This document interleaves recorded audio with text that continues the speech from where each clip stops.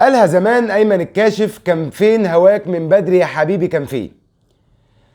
الحقيقه النادي الاهلي بيكمل سلسله انتصارات الساحقه على كل الفرق اللي شايفه نفسها في اسيا. اي فرقه عايزها تتغلب من الاهلي خليها هي وجمهورها يشوفوا نفسهم قبل الماتش، واتفرج بقى انت على الاهلي بعدها. الهلال السعودي اتغلب مني 4-0 في الامارات مع الرأفة وانا عارف انا بقول ايه كويس، بغض النظر اللي حصل في الماتش من طرد من انذارات ماليش دعوه، مش مشكلتي، ده ماتش واتلعب والتاريخ هيتكلم بس عن النتيجه مش هيتكلم عن اي حاجه تانية.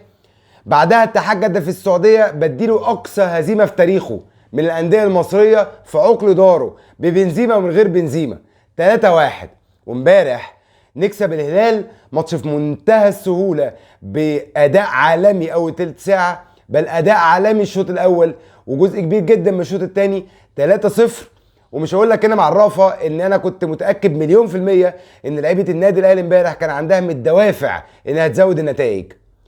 النقطة السوداء الوحيدة في الصفحة البيضاء لمارسيل كولر السنة دي والسنة اللي فاتت هي الهزيمة الغير مبررة لحد دلوقتي بالنسبة لي من الزمالك، الذي يعني مش عارف اقولها ازاي، هو كان يستحق المكسب بس الحقيقة انا ما اتغلبش من الزمالك، واكبر دليل ان انا ما اتغلبش من الزمالك لعبته في اقل من شهر وعملت عليه ماتش اديته درس في كرة القدم، واول 25 دقيقة مش هتتنسي ولا تمحى من ذاكرة الاهلاوية. ازاي النادي الاهلي ادى درس قروي النادي الزمالك، علمه الادب في الملعب. هو ده النادي الاهلي، كانش لازم ابدا يكون في صفحه سوداء في تاريخ ابيض مكون من 3 اسابيع من انتصارات. 3 اسابيع كنت عايز منهم 3 بطولات، للاسف الشديد خدت منهم بطولتين، لكن الحمد لله قدر الله ما شاء فعل. الدروس المستفاده واللي لازم ابني عليها ان انت لما بتعوز تكسب بتقدر، لما بيكون عندك العزيمه بتقدر، لما بيكون عندك الاراده بتقدر، بغض النظر عن الارهاق، بغض النظر عن المباريات المتتاليه، بغض النظر عن ما تقعدش تكلمني وتقول لي ارهاق ولا لا لا لا لا لا لا لا لا لا لا. انت لاعب ماتش يوم الخميس عالمي قدام الزمالك وعامل احلى اداء في الدنيا، ومش لاعب 90 دقيقه، انت لاعب 120 دقيقه، وامبارح بتلعب ماتش يوم الثلاث عامل ماتش عالمي 90 دقيقه واقف على رجلك. لا، لما بتعوز تكسب بتكسب، لان انت امكانياتك اعلى، ده اولا، ثانيا الاراده بتاعتك اعلى، ثالثا جمهورك وراك، رابعك لعيبتك كبيره عندهم خبره. هنتكلم عن مستويات اللعيبه. لا يا جماعه، الاهلي لما بيركز بيبقى فعلا في حته تانية. الف مبروك للنادي الاهلي، بطوله جديده اول مره تتاخد، مفيش حاجه اسمها كده احنا اللي عملناها واحنا اللي خدناها واحنا ملوك الكوره، مش في مصر، لا، مش في افريقيا، لا، مش في اسيا، لا، احنا ملوك الكوره في ال3 قارات، احنا بطل نص العالم، احنا ابطال نص العالم. ده لقب جديد مش موجود عندي او غير عندي حصريا. مارسيل كولر انت مدرب كبير، الاداء مش احسن حاجه ولا عمره كان احسن حاجه، انا متاكد من ده 100%، بس امبارح كان حلو قوي قوي قوي، واول نص ساعه اول 35 دقيقه في ماتش الزمالك كان حلو قوي. كمل كده لعيبه النادي الاهلي، كملوا كده، انتوا تستحقوا مكانه اكبر من كده. خلي بالك الجيل ده انا عارف وكلنا عارفين والناس القديمه في الكوره عارفه ان هو كموهبه مش احسن حاجه، مش احسن جيل ابو تريكه وبركات اعلى منه بكتير، بس الجيل ده عمل انجازات، هو عدى جيل ابو تريكه وجيل بركات وعماد متعب والجماعه اللي هم الاساطير دول، اساطير كلهم. الجيل ده عداه عشان في اداره قويه، عداه عشان في اداره بتتعلم من اخطائها، عشان في اداره بتسمع للجمهور او بتسمع للناس وبتبدا تطبق، ما بتاخدش برأي الجمهور، عشان ما فيش إدارة ينفع تدير برأي الجمهور، إنما هي بتسمع الجمهور وبتشوف غلطاتها وبتشوف أخطائها وبتشتغل عليها. شابوه كابتن الخطيب، مليون تحية كابتن الخطيب، مليار تحية كابتن الخطيب، مجلس الإدارة واحد مش عايز أنسى فيهم حد، بجد شرفتونا امبارح. وبجد فكرة إن احنا ناخد بطولتين في 5 أيام دي حاجة حلوة جدا، وبجد يا جماعة النادي الأهلي في حتة تانية، وبجد مش محظوظ اللي مش اهلاوي، مش محظوظ اللي مش اهلاوي، مش قادر يحس، هو مش قادر يحس الكلام ده. هتقول لي بقى العين، هتقول لي الرجل، هتقول لي الهلال، هتقول لي القمر، انا الاهلي بكسب اي حد، بس لما بعوز اكسب اي حد. محمد الشناوي امبارح 8 من 10 اداء حلو جدا، رامي ربيعه 9 من 10 اداء هايل، ياسر ابراهيم 6 من 10، وكان ممكن تكون اقل من كده بس لولا ستر ربنا في ضربه الجزاء اللي انا مش شايفها من وجهه نظري ضربه جزاء، على فكره في الاول هي ضربه جزاء 100%. يحيى عطيه الله 9 من 10، ومستواك بيتدرج للاعلى ماتش عن ماتش، ارجوك كمل كده، ارجوك كمل كده. اكرم توفيق انا لساني يعجز يا ابني عن الكلام. انت يا ابني الله اكبر ما بتحلش.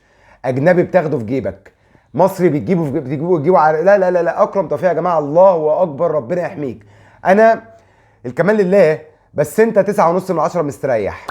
مروان عطيه 9.5 من 10 مستريح، واحده من اقوى مبارياتك. ده مستوى مروان عطيه اللي اول ما جه وراه السيزون اللي قبل اللي فات. هو ده مروان عطيه، هو ده مروان عطيه.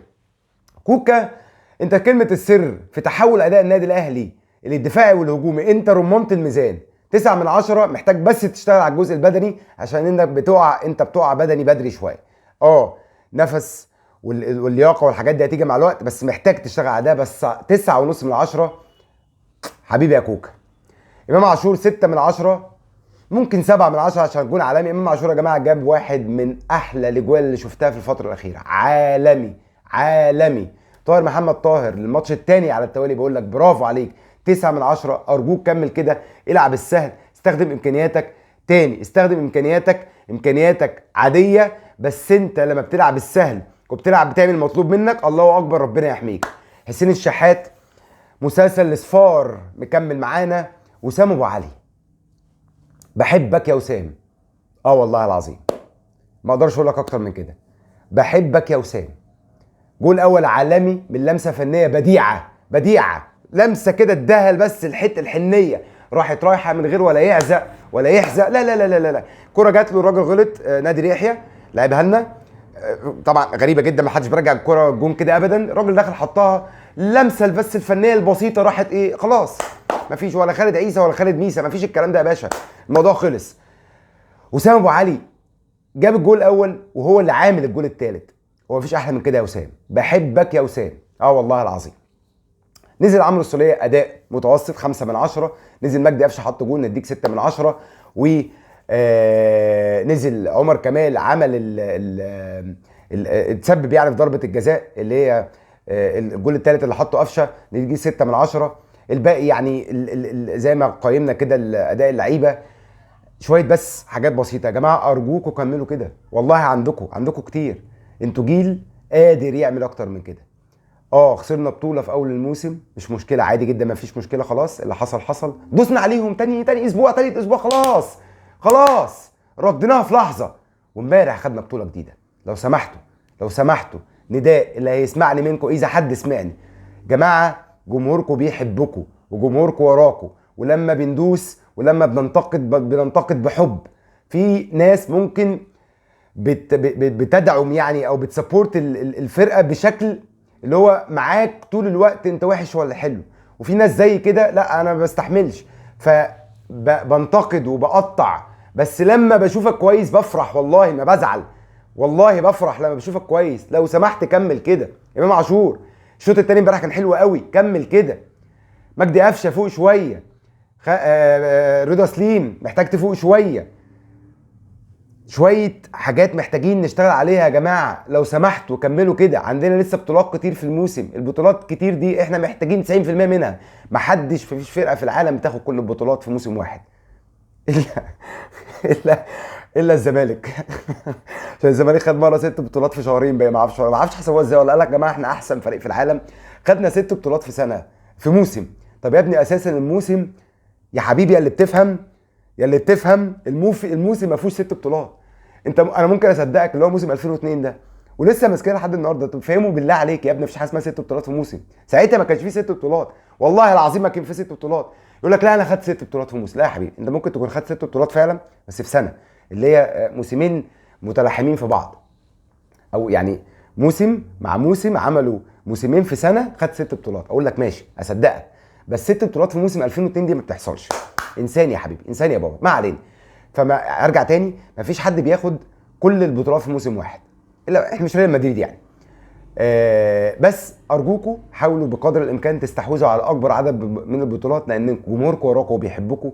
معاكم اداره قويه جدا جدا جدا وبتغلط ومفيش حد ما بيغلطش. معاكم مدرب تقيل وانا مقتنع بده، واللعيبه بنحاول بقدر الامكان. جبنا شويه صفقات وعايزين ندعم تاني الخط الهجومي عشان لسه عندنا كتير. الف الف الف مبروك لكل اهلاوي في مصر. يحيى الاهلي، يحيى الاهلي، يحيى الاهلي. سلام عليكم.